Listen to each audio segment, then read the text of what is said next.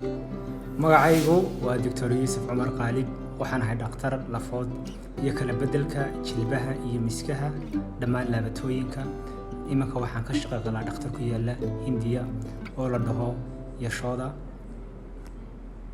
Assalaamu calaykum waraxmatullaahi wabarakaatu. Subax wanaagsan.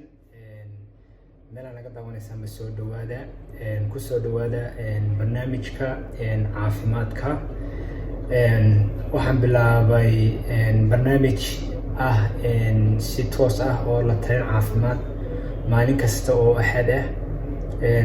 qofkii u baahan in nagala qayb qaato wuxuu noo soo diray ama raba inuu su'aal la weydiiyo wuxuu noo soo dirayaa wuxuu ka cabanayo iyo wixii uu riboodo ama hayo shaybaadho ama raajisooyin ama MRI riboodadooda haddii uu hayo iyo waxa uu ka cabanayo ayuu noo soo dirayaa.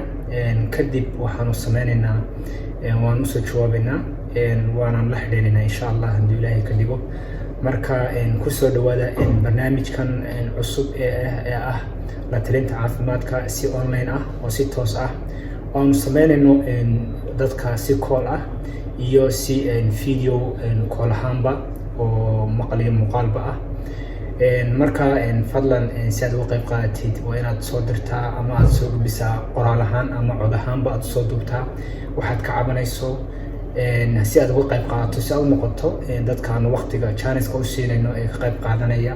already qaybtii hore waan bilownay xaddii dhaweyta ayaan bilownay waana ka daawanaysaan channelka ayaa ka daawanaysaan videoga iyo dadkii qayb qaatay iyo su'aalihii iyo waxayna ayna soo weydiiyeen si aad uga faa'iidaysataan. fadlan haddaad ugu cusub tahay soo dhawow. marka videoga yara kooban intaas ayuun baan rabaa inaan idinla wadaago idinla share gareeyo haddii Ilaahay ka dhigo.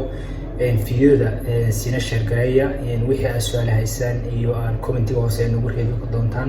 haddaad doonaysaan inaad ka noqoto macluumaadka barnaamijka hadda isagana waa soo diraysaa macluumaad san idin sheegay.